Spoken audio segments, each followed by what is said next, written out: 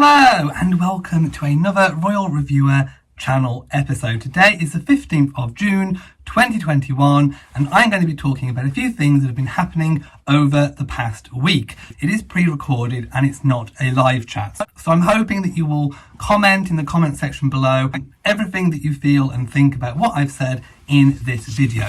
So I think one of the first things to mention over the past week, or rather the weekend that's just gone by, is of course Trooping the Colour. Now, Trooping the Colour is the celebration of the Queen's official birthday. As we know, the Queen has two birthdays. Well, actually, she doesn't. She only has the one real birthday, and then she has her official birthday. So her real birthday is on the 21st of April, and of course she is 95. She was 95 on the 21st of April this year. But her official birthday is usually the second Saturday in June, whenever that kind of falls. So it does vary from time to time, but normally the second Saturday in June.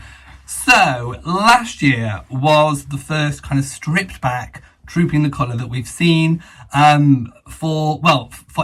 The Queen's always had her big official Trooping the Colour, which has largely remained unchanged. And that's normally held in London at Horse Guards Parade. Now, we normally get the official big flyby where all the extended family comes out onto the balcony. And it really is a family occasion. So it's almost like an official kind of state occasion in that we have all the pomp and the circumstance, but actually it's a kind of private family celebration that's displayed publicly, which is why we get a chance to see the extended family en masse when they all walk out onto the balcony.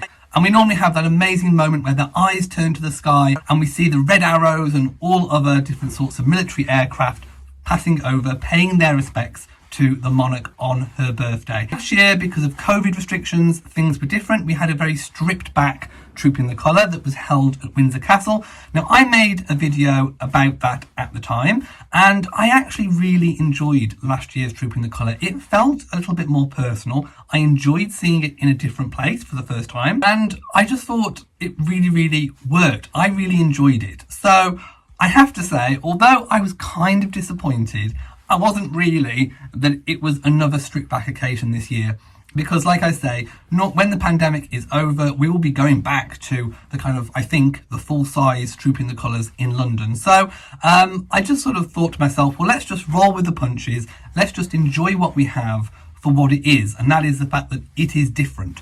So I was actually out on Trooping the Colour Day. I was attending a friend's, well, actually a double baby shower. So I watched the Trooping the Colour back on replay when I got home, and I have to say I thoroughly enjoyed it again. I loved the moment when the Queen walked out in that beautiful kind of pale blue, almost dove grey outfit. She was accompanied, of course, by the Duke of Kent.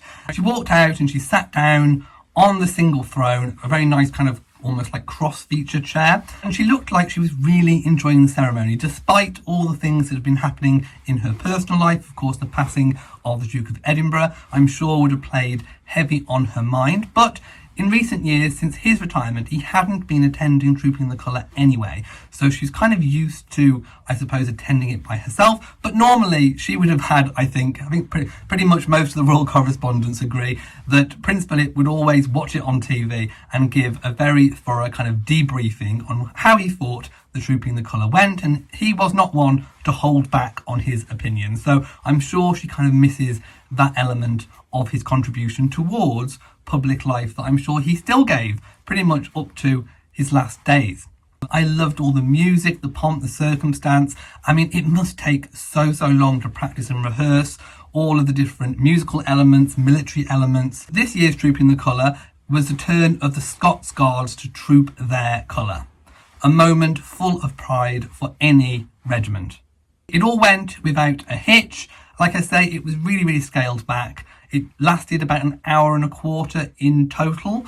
And then it culminated in, of course, the really lovely flyover. Lots of military aircraft flying over, wishing the Queen a very happy official birthday. Not to mention the Red Arrows. The Red Arrows are always something spectacular to look forward to. Yes, I kind of missed the en masse balcony walking out of the royal family, but again, I enjoyed this for what it was. I think next year, hopefully, fingers crossed, we will be back to normal. But for now, like I say, just enjoy it for what it is. Find the enjoyment where you can. Another really big thing that's been happening this week is, of course, the G7 summit. The Queen, of course, got a chance to meet world leaders, and this is an exercise in what we call in Britain the soft power. So the monarchy is a constitutional monarchy, which means that the monarch has power, but by constitution does not use it for his or her own gain. The monarch typically passes through